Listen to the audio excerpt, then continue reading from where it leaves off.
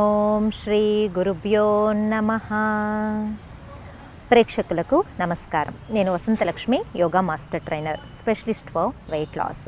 బరువు తగ్గాలనుకున్న diabetic, PCOD, thyroid ఇలాంటి సమస్యలతోటి ఇబ్బంది పడే వాళ్ళకి యోగా ద్వారా మంచి క్లాసెస్ తోటి పరిష్కారం చూపిస్తూ ఉంటాము. ఆన్లైన్ క్లాసులు లేదా ఆఫ్లైన్ క్లాసుల కోసం సంప్రదించవచ్చు. ఎక్కువ సిట్టింగ్ జాబ్స్ చేసే వాళ్ళకి లేదా స్టాండింగ్ జాబ్స్ చేసే వాళ్ళకి బ్యాక్ పెయిన్ వస్తూ ఉంటుంది. ఓవర్ వెయిట్ ఉన్న వాళ్ళకి కూడా బ్యాక్ పెయిన్ వస్తూ ఉంటుంది. లేదా వెయిట్ నార్మల్గానే ఉన్నారు, బట్ పడుకునే పొజిషన్స్ సరిగా తెలియకుండా పడుకోవడం వల్లనో, లేదంటే సడన్గా వెయిట్లు ఎక్కువ లిఫ్ట్ చేయడం వల్లనో, మజిల్ క్రాంపింగ్ ఎక్కువ ఉండడం వల్లనో, వీక్నెస్ వల్లనో బ్యాక్ పెయిన్ వస్తూ ఉంటుంది. ఆఫీసులలో అయితే సిట్టింగ్ పొజిషన్స్ ఎలా ఉంటాయి అంటే, మనం చక్కగా చైర్ ఎలా ఉంటుంది, ఎల్ షేప్లో ఉంటుంది. ఎల్ షేప్లో కూర్చోవాలి అనే అర్థం దానికి. మన స్పైన్ ఎలా ఉంటుంది, ఇలా కర్వ్ షేప్లో ఉంటుంది. స్పైన్ ఆల్రెడీ కర్వ్లో ఉంది. మనం ఏం చేస్తాము, సిట్టింగ్ ఏమో ఎల్లో ఉంది కదా, మనం చక్కగా ఇలా వంగి కూర్చుంటాం, లేదా కాళ్ళు జార విడిచి కూర్చుంటాం, లేదా ఇలా బ్యాక్కి ఇలా కూర్చుంటాం. ఇలా కూర్చోవడం వల్ల మన స్పైన్ పొజిషన్ అనేది చక్కగా లేకపోవడం వల్ల, మజిల్స్ స్ట్రెయిన్ అవ్వడం వల్ల మనకు బ్యాక్ పెయిన్ అనేది వస్తూ ఉంటుంది. మజిల్ క్రాంప్ వల్ల కావచ్చు, స్పైన్ వీక్ అయిపోవడం వల్ల కావచ్చు, బ్యాక్ పెయిన్ వస్తూ ఉంటుంది. ఇలాంటి బ్యాక్ పెయిన్స్ అంతా కూడా యోగా ఒక 1 వీక్ అండి, అంతే, ఎక్కువ కూడా కాదు. ఇప్పుడు చూపించబోయే ప్రాక్టీసెస్ ఒక 1 వీక్ చేశారనుకోండి, చాలా తొందరగా మీకు బ్యాక్ పెయిన్ అనేది రిలీఫ్ అనిపిస్తుంది. మజిల్ పెయిన్ కావచ్చు, సైడ్ బ్యాక్ పెయిన్ కావచ్చు, అప్పర్ బ్యాక్ పెయిన్ కావచ్చు, చాలా రిలాక్సింగ్గా తొందరగా తగ్గిపోతుంది. బాగా ఓవర్ స్ట్రెయిన్ అవ్వడం వల్ల, ఎక్కువ నిలబడుకొని పని చేయడం వల్ల వచ్చే బ్యాక్ పెయిన్ అంతా కూడా రిలాక్సింగ్గా తగ్గిపోతుంది. అలా కాకుండా ఎక్కువ బరువులు లిఫ్ట్ చేస్తారు, అప్పుడు ఏమవుతుందంటే డిస్క్, మన స్పైన్లో డిస్క్లు ఎలా ఉంటాయి, పూసలు పూసలు పూసలు అంటారు కదా, ఇలా ఇలా ఒకదాని మీద ఒకటి ఉంటుంది అన్నమాట. ఇలా ఇలా ఉంటుంది, తెలుసు కదా. బరువులు, హెవీ బరువులు అనుకోకుండా లిఫ్ట్ చేసినప్పుడు దాని వెయిట్ తెలియదు మనకు, సడన్గా లిఫ్ట్ చేస్తారనమాట. అప్పుడు ఏమవుతుంది, ఇలా చక్కగా ఉండాల్సింది కాస్త ఇలా జరిగిపోతుంది అనమాట. అలాంటి వాటికి మాత్రం చాలా జాగ్రత్తగా చేయవలసి ఉంటుంది. యోగా నిపుణుల సహాయంతో చేయండి. ఇప్పుడు జనరల్గా normal back pain, muscle back pain అలాంటివన్నీ కూడా ఎక్కువ రోజుల నుంచి బ్యాక్ పెయిన్ అలానే మజిల్ బాగా క్రాంప్ అయిపోయి, స్పైన్ మీద కూడా బాగా స్ట్రెచ్ అయిపోయి పెయిన్ ఉంటుంది. సిట్టింగ్ పొజిషన్స్ కరెక్ట్గా లేకపోవడం వచ్చిన బ్యాక్ పెయిన్స్ అన్నీ కూడా తగ్గుతాయి.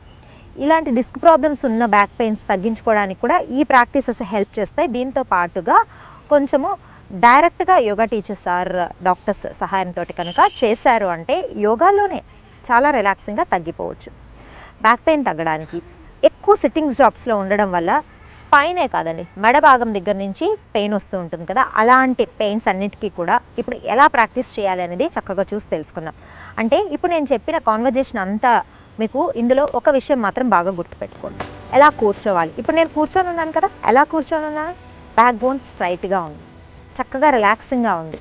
అలా కూర్చోవడము స్టార్టింగ్లో కొద్ది రోజులు కష్టంగా అనిపించవచ్చు, ఎందుకంటే మనం ఇన్ని రోజులు హ్యాపీగా ఇలా రిలాక్సింగ్గా కూర్చొని అలా అలవాటు అయిపోయి ఉంటుంది కదా. కాదు, ఇలా బ్యాక్ బోన్ స్ట్రైట్గా కూర్చోండి, ఎన్ని గంటల సేపు అయినా కూర్చోగలుగుతాం, ఎక్కడ మనకి బ్యాక్ పెయిన్ అనిపించదు, స్ట్రెయిన్ అనిపించదు. అలా అలవాటు మెల్లమెల్లగా అలవాటు చేసుకుంటూ ఉంటే ఎలాంటి ప్రాబ్లమ్స్ రాదు. ఎంతసేపు కూర్చున్నా, ఎంతసేపు నిలబడుకున్నా ఈ పోస్చర్ కరెక్షన్ మాత్రం ఖచ్చితంగా చేసుకోండి. ఒకవేళ లేదు మేడం మాకు బాగా అలవాటు అయిపోయింది, అలా కూర్చుంటే బ్యాక్ పెయిన్ వస్తుంది అంటారు కొంతమంది, ఎందుకంటే బాడీ ఆ పొజిషన్కి అలవాటు అయిపోయింది. అప్పుడు ఏం చేస్తారు అంటే, చైర్లో కూర్చున్నప్పుడు కూడా ఒక పిల్లో వెనకలు పెట్టుకోండి, ఆ గ్యాప్ మీకు సరిపోతుంది. అప్పుడు మీరు స్ట్రైట్గా కూర్చోగలుగుతారనమాట. సోఫాలో కూర్చున్నప్పుడు కూడా మరీ కిందకి జారినట్టు కూర్చోకుండా కొంచెం బ్యాక్కి స్ట్రైట్గా కూర్చున్నారంటే బ్యాక్ పెయిన్ సమస్యలు ఏవి రాకుండా ఉంటాయి. ఆల్రెడీ బ్యాక్ పెయిన్ వచ్చేసింది, మరి ఎలాంటి ప్రాక్టీసెస్ చేయాలో చాలా సింపుల్గా ఉంటాయి, రిలాక్సింగ్గా చూపిస్తాను చూడండి. మొదటగా ఇలా మోకాళ్ళ మీదకి వచ్చి రిలాక్సింగ్గా చూడండి, 2 చేతుల్ని ముందుకు పెడుతున్నాను, కాళ్ళ మధ్యలో గ్యాప్ ఎంత గ్యాప్ ఉండాలో కూడా చూపిస్తాను. మోకాళ్ళ మధ్యలో మోచేయి ఎంత గ్యాప్, ఫ్రంట్లో కూడా ఇలా చక్కగా మోచేయి ఎంత గ్యాప్ ఉండాలి, అక్కడి నుంచి ఒక పామ్ ఎక్స్ట్రా డిస్టెన్స్ తీసుకోవాలి. ఇలా చక్కగా చూసారా, ఒక టేబుల్ లాగా కనిపిస్తుంది కదా పోస్చర్ అనేది. టోస్ని కూడా ఇలా రిలాక్సింగ్గా కిందకు వదిలేసేయండి. స్పైన్ మూమెంట్ ఇస్తాం ఇప్పుడు. ఇన్హేల్ చూడండి, హెడ్ అప్, స్పైన్ ఏమో చక్కగా లోపలికి వెళ్ళింది కదా. Exhale, head down, spine up. ఈ ప్రాక్టీసెస్ చేస్తున్నప్పుడే చాలా రిలాక్సింగ్గా ఉంటుంది స్పైన్ మీద. Inhale, head up, spine down. Exhale, head down, spine up. Inhale, head up, spine down. Exhale, head down, spine up. Inhale, head up, spine down. Exhale, head down, spine up. Inhale, center.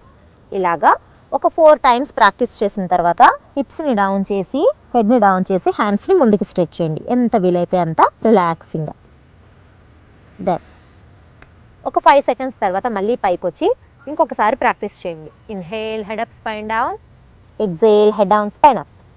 Inhale, head up, spine down. Exhale, head down, spine up. ఇలా ఒక 4 times practice చేసిన తర్వాత హిప్ని చూడండి, రిలాక్సింగ్గా movement ఇవ్వండి. Spine movement, hip movement. Clockwise ఒక 3 times, anti clock wise ఒక 3 టైమ్స్. ఇలా ప్రాక్టీస్ చేసిన తర్వాత నెక్స్ట్ పోస్చర్స్ ఏంటి అన్నది చూపిస్తాను. ఇలా చక్కగా రిలాక్సింగ్గా పడుకొని హ్యాండ్స్ని ముందుకు స్ట్రెచ్ చేసుకొని చూడండి, 2 చేతులని ఛాతీ భాగానికి పక్కకు తీసుకొని వస్తాం. డీప్ బ్రీతింగ్ చేస్తూ అప్పర్ బాడీని పైకి లిఫ్ట్ చేస్తాం. స్పైన్లో చాలా రిలాక్సింగ్గా ఉంటుంది. ఒకవేళ ఇంతవరకు లిఫ్ట్ చేయలేకుండా అనీజీగా అనిపించింది అనుకోండి, కొంచెము ఎల్బో బెండ్ చేసుకొని డౌన్ చేసుకున్నా కూడా చాలా రిలాక్సింగ్గా ఉంటుంది.